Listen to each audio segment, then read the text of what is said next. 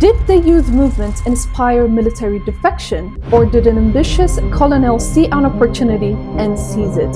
Was this Gen Z leveraging the army's power, or the army co-opting Gen Z's legitimacy? An army colonel walks into a protest, tells his soldiers to refuse orders to shoot civilians, joins the demonstrators in the streets, and 3 days later, he is sworn in as president. This happened in Madagascar, and if you think that's shocking, wait until you hear what led to this moment and what makes this island nation one of the most fascinating and tragic places on earth. Alright, this is Africa Insights with Hikmah. In this episode, we explore Madagascar's shifting political landscape, from a rising Gen Z movement demanding change to the military's growing role in leadership. What sparked this transformation, and what does it mean for the country's future? And hey, if you love powerful African stories, don't forget to subscribe, like, and join the conversation in the comments. On October 14, 2025, Colonel Michael Randrianirina made history in the fastest power grab in recent memory. 3 days. That's all it took from announcing the military was taking control to being sworn in as president. Former President Andry Rajoelina, who had ruled Madagascar since 2019, fled the country on a French military plane after refusing to step down despite escalating Gen Z demonstrations and widespread defections in the army. But here's where it gets wild. This was not just a typical military coup. The protests began on September 25th, initially sparked by anger over water and power outages, but soon expanded to encompass wider grievances over the cost of living, poverty, and alleged government corruption. At least 22 people were killed and more than 100 people were injured in the demonstrations. The youth were not backing down. Then came the turning point. On October 11th, as the Gen Z protesters gathered steam, Colonel Randrianirina recorded a video calling on Madagascar security forces to disobey orders to open fire on protesters. His elite CAPSAT soldiers, the very unit that helped bring the previous president to power in 2009, joined the people in the streets. When Parliament voted to impeach Rajoelina, it was 130 votes to 1 blank.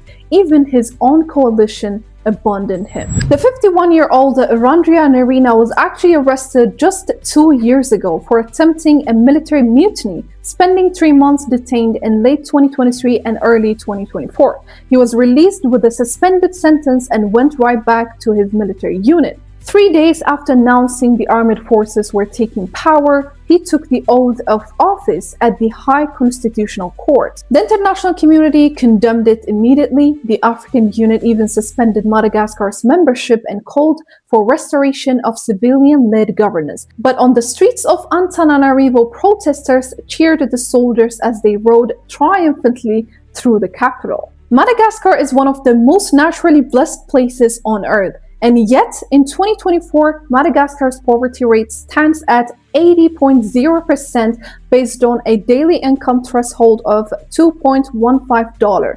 Think about that for a second. 8 out of every 10 people. The average age in Madagascar is less than 20, with a population of about 30 million. This is overwhelmingly a country of young people with no opportunities. More than 80% of children under 18 live below the poverty line. Only 46% of Madagascar has access to drinking water, and a mere 15% have an adequate sanitary system. Nearly half of all Malagasy children under 5 suffer from chronic malnutrition. Since becoming independent from France in 1960, Madagascar has experienced bouts of political instability, violent coups, and disputed elections. Between independence in 1960 and 2020, GDP per capita plunged 45%. While the rest of the world got richer, Madagascar got poorer. Here is the cruel irony. Madagascar sits on natural wells that would make most countries envious. At 587,000 kilometers, about the size of Texas or France, Madagascar is the world's 4th largest island. It was created when it separated from the Indian subcontinent 80 to 100 million years ago. 250,000 species are found there. of which 70% are found nowhere else in the world. Approximately 90% of all plant and animal species found in Madagascar are endemic.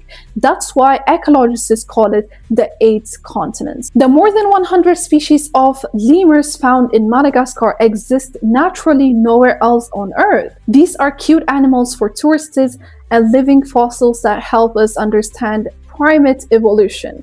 Lemur ancestors likely landed on the island about 70 million years ago, probably by rafting across the Mozambique Channel on floating vegetation. Against all odds, they survived the journey and evolved into one of the most diverse groups of primates on Earth. But according to the 2020 IUCN Red List update, 98% of lemur species are endangered, and 31% of species are critically endangered, which makes it the most endangered group of mammals on the planet. Besides to that, Madagascar is widely known as the world's largest vanilla provider, yet the farmers who grow it remain desperately poor. The country has graphite, nickel, cobalt, minerals the world desperately needs for the green energy transition. Yet, because mining is not labor intensive, the transformation has been too slow to substantially reduce poverty. So what did the youth movement actually achieve? On one level, they toppled the government. Rajoelina, who first seized power in a 2009 coup and was re-elected in 2023, promising to tackle corruption and poverty, he's gone. Gen Z showed that even in one of the world's poorest countries, even against armed security forces, mass mobilization can force change. But on another level, the movement got hijacked. Instead of transitioning to civilian-led governance, Madagascar is now run by a military council with a colonel who attempted a coup 2 years ago as president. The military promised Colonel Randrianirina has said Madagascar will be run by a military council with him as president for between 18 months and 2 years before any new elections. Madagascar is the latest of several former French colonies to have fallen under military control since 2020 after coups in Mali, Burkina Faso, Niger, Gabon, and Guinea. If those examples tell us anything, it's that military promises of quick transitions rarely play out as planned. The young people who inspired the uprising may have a long wait before they are able to choose a leader. Analysts question if the youth uprising was pounced on by the military to seize power. The fundamental problems remain. Most people are employed in subsistence, low productivity agriculture,